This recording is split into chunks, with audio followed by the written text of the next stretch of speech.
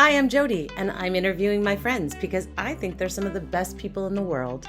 Today's friend might be one of the more special ones. Not that I'm playing favorites, but it's actually a friend, but also my mini me, my niece.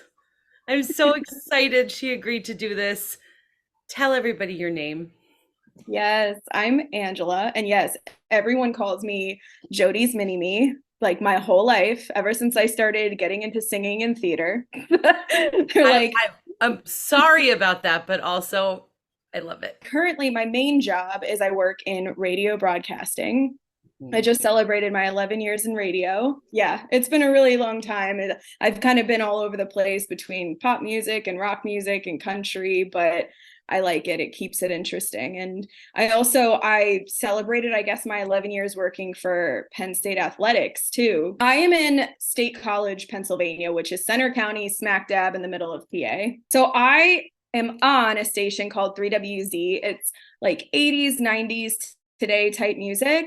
But then I also program a station called Bigfoot Country Legends, which is a classic country station. So those are my two main projects right now.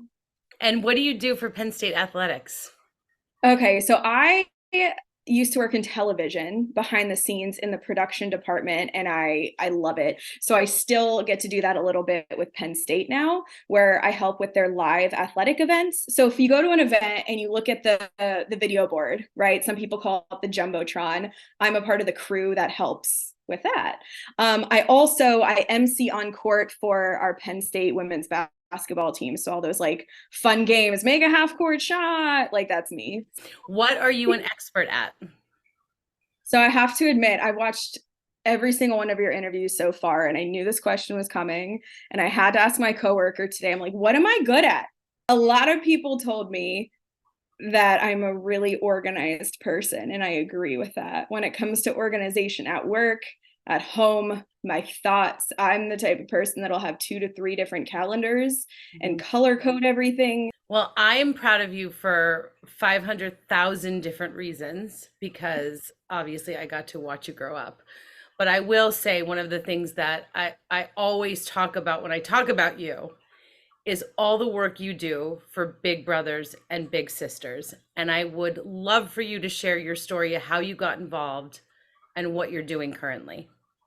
Sure. So once I got my radio job, and I don't want to say got comfortable, but I got my radio legs a little bit. I was like, okay, I want to get involved in the community. Specifically, I want to do something with kids, maybe kids who have been bullied, because when I was a kid, I got picked on. I did.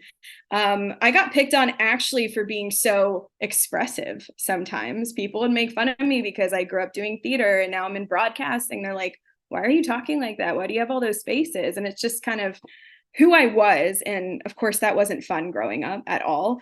And so I decided I wanted to get involved with an organization that helped kids because I felt like I was one of those kids when I was younger in school. And so someone told me about Big Brothers Big Sisters. And I jumped on that. I went and I found out more information and that there were like multiple different options. Because when people think about Big Brothers Big Sisters, they think, oh, you have to meet up with a kid and figure out what you're going to do and hang out with them and be with them all the time. But it's not necessarily like that. I'm a part of a site-based program where I actually go to an elementary school once a week and we hang out in a group. And I hang out with my little in a group, and then we go off and we play on the playground and we play games, and it's fun. I went in thinking that I wanted to give back and I wanted to help, but I got a lot out of it as well because it's an opportunity for me once a week to put my phone down and just play and be a kid myself and have fun. So it's great. And I've formed such a bond with my little. We've been together for like 5 years, I think. Yeah. And I was with her when she was like 5 years old, and now she's like almost taller than me. It's really cool to form that connection and have somebody to hang out with once a week. And some of these bonds happen or stay for years to come. And she's great. So we have a good time. God, I love that so much. I was like getting a little emotional because I'm a very proud aunt. What have you learned about people? being in the public eye? I think one of the things that I've learned, at least recently, is that people really want to be heard. Mm, And whether they want to share their opinion, whether they want to share a personal story with you, they just want to connect with other people. And something I didn't realize until a few years in, like obviously I get on the radio every day and I share my own stories and my experiences, but people are listening to that and they're connecting with that and they want to respond to that. And so then they do. And then they want to be heard. It's their turn. mhm. Um, so it's just really cool to form these connections with people because it's also funny because they'll reach out and start talking to you like they know you because they listen to you every single day. I'm Right. like, oh, hello, human. I don't know you, but sure, let's connect and let's talk and let's have some fun. And I think another thing is people also remember every little thing that you say. Being on the radio, I will be out in public and they'll be like, "Hey, I remember that one time you fell down a mountain. That was hilarious." I'm like, "Oh yeah, I forgot I told that story. That's wonderful." So, but I've enjoyed just talking with people. It's really great.